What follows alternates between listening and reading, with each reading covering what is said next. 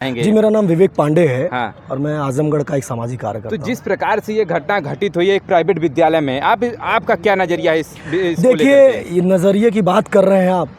बिटिया को मौत के घाट उतार दिया गया। जी। बिटिया हमारी चली गई, एक श्रेया तिवारी हमारे बीच से चली गई। इन स्कूल के द्वारा जिस प्रकार से प्रताड़ित किया गया, उसकी प्रताड़ना की वजह से हमारी बिटिया चली गई। तो निश्चित तौर पर इस घटना को इस क्रम में देखना कहीं ना कहीं गलत नहीं है कि ये माफिया आतंकवादियों के रूप में बच्चों के साथ व्यवहार कर रहे हैं। मतलब आपके कहने का माफिया मतलब कह रहे हैं हत्या हुई है कि कहीं न कहीं आत्महत्या है, क्या कहना चाहेंगे आप? माफिया कह रहे हैं। देखिए, आप एक बात बताइए जी कि कोई 3 तल्ले की बिल्डिंग से जी अपने मन से नहीं कूदता है। कोई भी 3 तल्ले की बिल्डिंग से अपने मन से नहीं कूदता। जी जी वो लड़की सोमवार का व्रत थी।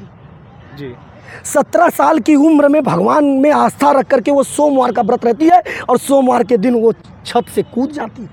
अपने मन से मर गई, जी ऐसे में अपने माना मन जाए से कि नहीं मर गई वो। हत्या हुई है। आपका बिल्कुल, कहना है। उसको इतना प्रताड़ित किया गया, उसको इतना प्रताड़ित किया गया कि उसने मौत को गले लगा ली। क्या क्या हुआ था सर, वो जरा बताइए। देखिए- क्या क्या उसके साथ टार्चर किया जाता है? वो वाकया जो होता है उसके साथ तो होना चाहिए, क्या है उसको बताइए। देखिए, कैमरे पे। जैसे कि शुक्रवार के दिन उसके पास कुछ चीज़ें पकड़ी जाती हैं जी और जैसा कि बताया गया, जी जी वहाँ तो मैं मौजूद नहीं था, जी लेकिन जो बताया गया कि शुक्रवार को वहाँ उस बच्ची के पास कुछ पकड़ा गया और उसके पकड़े जाने के बाद ये माना गया कि कुछ गलत पकड़ा गया।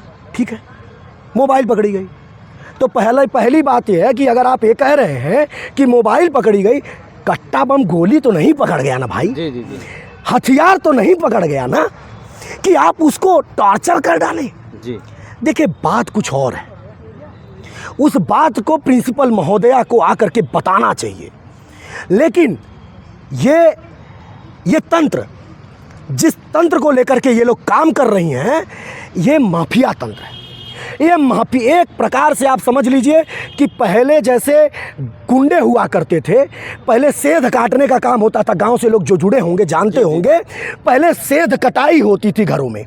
अब इन माफियाओं के द्वारा घर घर में सेध कटाई का काम किया जा रहा है। पैसे के नाम, फीस के नाम पर, बस के किराए के नाम पर, शिक्षा व्यवस्था के नाम पर, फीस के नाम पर, कॉपी के नाम पर, पेंसिल के नाम पर, जूते के नाम पर, मोजे के नाम पर, टाई के नाम पर, बेल्ट के नाम पर, हर नाम पर लूट हो रहा है। तो मतलब आप जो है कि जो प्राइवेट विद्यालय है उसको जो है आतंकवादी की संज्ञा दे रहे हैं। बिल्कुल है। अगर इस तरीके की घटना हो रही है तो आप मुझे बता दीजिए ना, ये तो अंग्रेज है, हिटलर जो चाहेंगे वो होगा। इनको लग रहा है कि ये जो चाहेंगे वो होगा, इसीलिए भाई आज इन्होंने बंद कर रखा है। आपको पता है, जी हाँ, पूरा यूपी का सीबीएसई आईसीएसई बोर्ड बंद है। आप समझ रहे हैं कि किस प्रकार का मनोवैज्ञानिक दबाव बनाया जा रहा है। इस लूट में कहीं कोई बाधा ना बने, जी इनके लूट में किसी प्रकार की कोई समस्या ना आए। जैसे ये लूटते रहे हैं वैसे लूटते रहें, इनके लूटने में कोई ना बोले। ये बैठ करके जैसे अंग्रेज लूटते थे भारत को, भारत सोने की चिड़िया कही जाती थी, अंग्रेज लूट ले गए।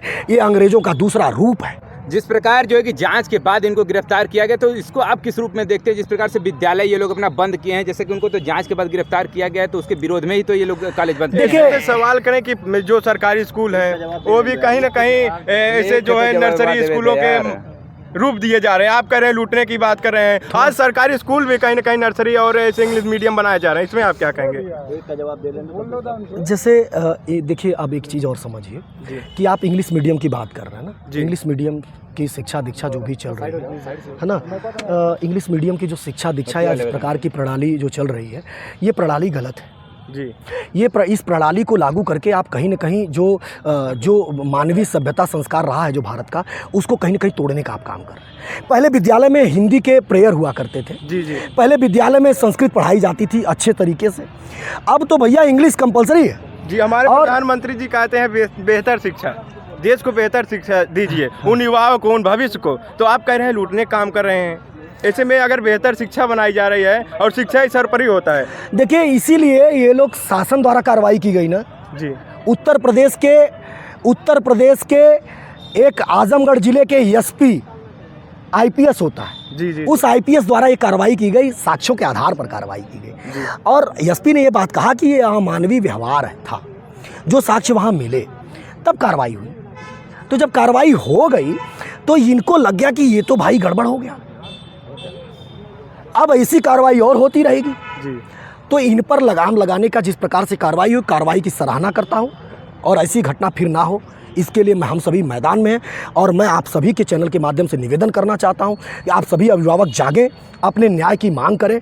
आपके आसपास अगर ऐसी घटना घटती है उसके खिलाफ आप सभी आंदोलित हों और आवाज़ उठाएं। जो अभिभावक कहें ये प्राइवेट स्कूलों में अपने बच्चों को बेहतर शिक्षा देने के ठाने होंगे, आप कह रहे हैं कि प्राइवेट स्कूलों में ना पढ़ाया जाए, तो इस पर कहीं न कहीं एक ब्रेक लग जाएगा उन पढ़ाई पर। बिल्कुल, आप सुन लीजिए, मैं आपको बता दूं, जी। आपकी जानकारी के लिए बता दूं जी। कि आप प्राइमरी स्कूलों में चले जाइए, इंग्लिश हो चाहे संस्कृत हो चाहे हिंदी हो, अच्छी शिक्षा दीक्षा दी जा रही है। जी आप जाइए। जी जी। और सरकारी विद्यालयों की व्यवस्था अच्छी हो रही है। जी। आपको अपने बच्चे को सरकारी स्कूलों में डालना चाहिए। आपके घर में बच्चे हैं, कहाँ पे पढ़ते हैं? मेरे घर के भी बच्चे हैं। आपको मैं बता दूं कि मेरे घर के बच्चे जो, मैं तो घर रहता नहीं हूँ, कहाँ पढ़ते हैं? मैंने कहाँ पढ़ते हैं वो बच्चे? मैं आपको विद्यालय में पढ़ते हैं, प्राइवेट मैं जवाब दे रहा हूँ आपको। जी, जी, मैं जी। जवाब दे रहा हाँ हूँ। या नाम बताइए, सरकारी? मैं जवाब दे रहा हूँ आपको। मैं घर से छोड़ चुका हूँ, मैं घर पर नहीं रहता हूँ, अच्छा। मेरा घर पे रहना नहीं होता है। ठीक। और बच्चों का आपको भविष्य किसके हवाले है? आपको सुन लीजिए, इसका भी जवाब देता हूँ। बच्चों का जो भविष्य होता है, बच्चों का पहला भविष्य घर से शुरू होता है।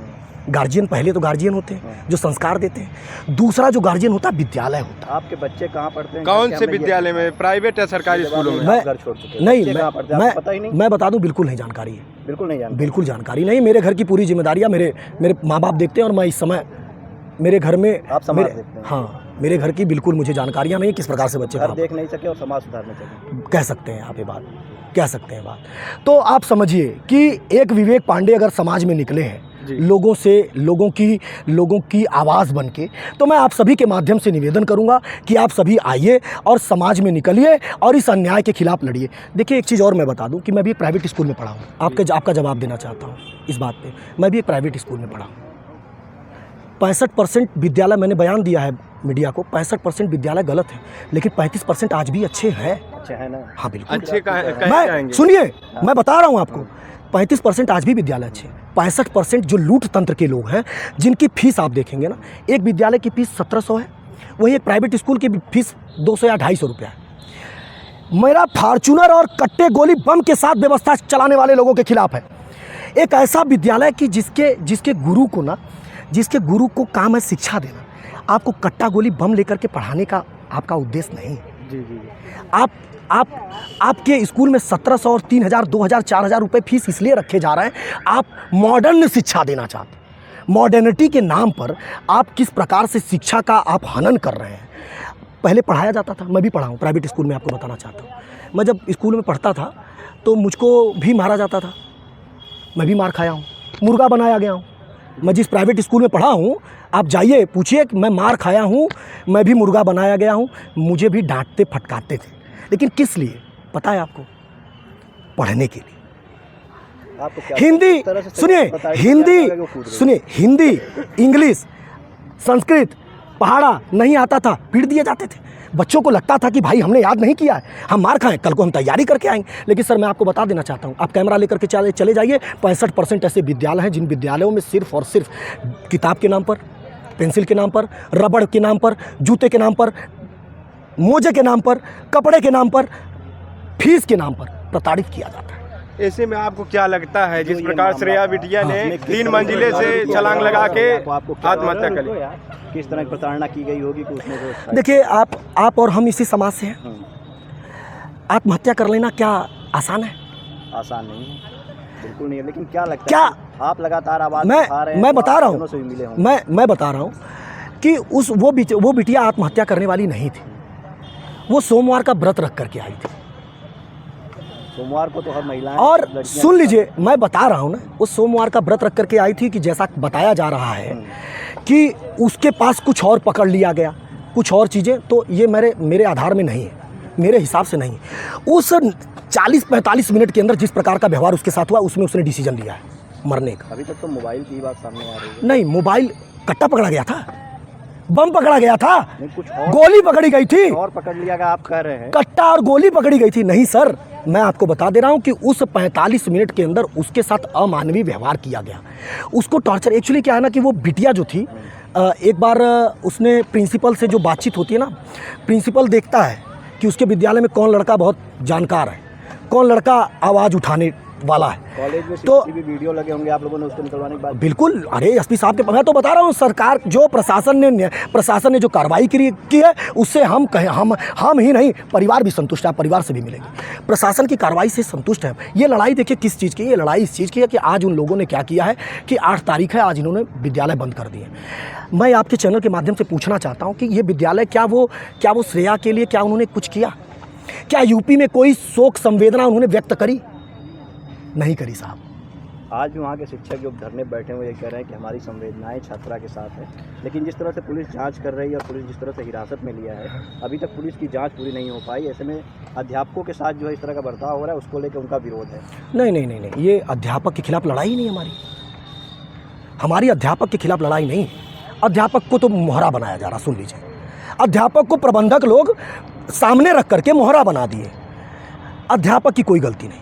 आप जो वहाँ का प्रबंधक है ना, जैसी व्यवस्था देगा वैसी व्यवस्था में टीचर पढ़ाता है, समझिएगा इस बात को। जिस प्रकार से, अरे भाई, प्रबंधक कहेगा कि बच्चे से आके फीस वसूल के लाओ, टीचर क्या करेगा? जाएगा। लगता है कि प्रबंधक के अभाव में जो उस दिन टॉर्चर किया गया होगा, इतना बिल्कुल प्रबंधक का दबाव रहा होगा। बिल्कुल, प्रिंसिपल महोदय जो है उनके परिवार से जुड़ी हुई हैं। प्रिंसिपल महोदय हिटलर हैं, उनको लगता है कि सारे सत्ता शासन उनके हाथ में, सब कुछ उनके हाथ में, और उन्होंने अपने जो उनका वर्चस्व है, उस वर्चस्व के कारण उन्होंने इस प्रकार की घटना की। उनका वर्चस्व कैसा है? प्रबंधक माफिया टाइप के? बिल्कुल, अरे वही प्रबंधक नहीं भाई, आप सुनना चाहेंगे? हम उसी कॉलेज की बात कर रहे हैं? नहीं, आपको मैं बता दूं, नहीं, मैं आज इसलिए बात कर रहा हूं, आज मैं इसलिए सभी बच्चों को घूर करके भी देख नहीं सकते, लेकिन फीस के लिए आज भी बता दूं, बहुत सारे अभिभावक, हो सकता है बयान आप लेंगे, बहुत सारे अभिभावकों को क्लास से बाहर कर, बहुत सारे बच्चों को क्लास से बाहर कर दिया जाता है। मैसेज आता है 5 तारीख के बाद, 5 तारीख के बाद मैसेज आएगा कि भाई आपको फीस देना है, और 1-2 रुपये उस पर जो भी चार्ज बढ़ा करके एक पर डे फाइन लगती। कहाँ का न्याय है? तो आपके चैनल के माध्यम से मैं अपने साथियों से निवेदन करना चाहता हूं कि आप जो है इस आवाज़ को उठाइए और लोगों को जगाइए, चाहे वो किसी का भी विद्यालय हो, चाहे वो किसी भी प्रकार का विद्यालय हो, वहाँ के प्रबंधक को समझना होगा कि उस विद्यालय में